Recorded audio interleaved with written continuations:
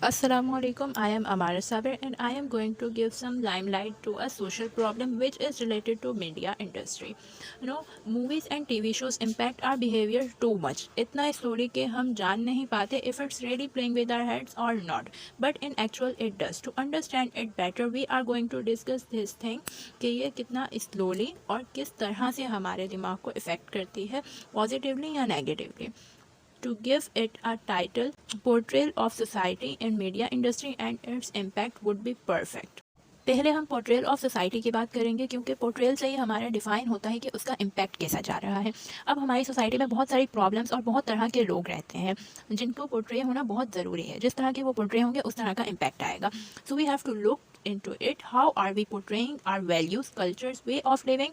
ये चीज़ें हमें बहुत सारे ड्रामों में दिखाई भी जाती हैं। For example close net families in drama like लापता, इसमें जॉइंट फैमिली को पोर्ट्रे किया गया था जो ऑडियंस के लिए बहुत रिलेटेबल भी रहा था। Same like this in Mere Humnasheen, they showed a story of people of Swat. Now there was a huge debate on their thick accents. Along with such examples, there are a lot more to discuss. But we have to look into portrayal of relationships and gender. Then it's really messed up, and we have tons of examples of it.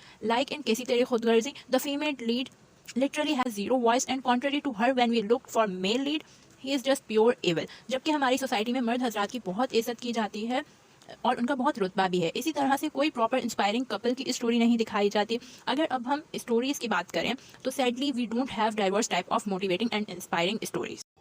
After portrayal we have impact. Impact में सबसे पहले हमारे पास tourism encouragement आ जाती है। We can take examples from Game of Thrones and Harry Potter.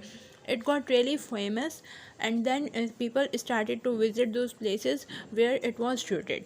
इन्हीं examples को देखते हुए हम अपने ऊपर भी काम कर सकते हैं और अपने ही पाकिस्तान में से बहुत सारी जगहें और बहुत सारी स्टोरीज़ लेके उन पे कुछ ना कुछ बना के लोगों तक पहुंचा सकते हैं जिससे हमारे ही टूरिज़्म को इनकरेजमेंट मिलेगी। Not just tourism, we can also take example of cross culture.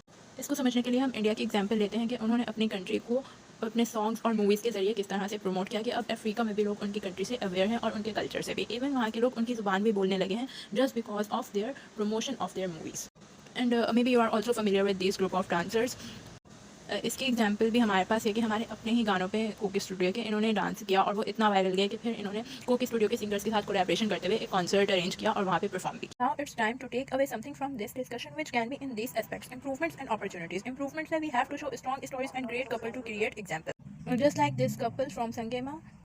And in opportunities, we have to learn this thing from our neighbor country and step forward in promoting our culture so we can have business growth like they are having. For example, majority of sponsorships are from them in ICC event. And thank you very much for watching this vlog.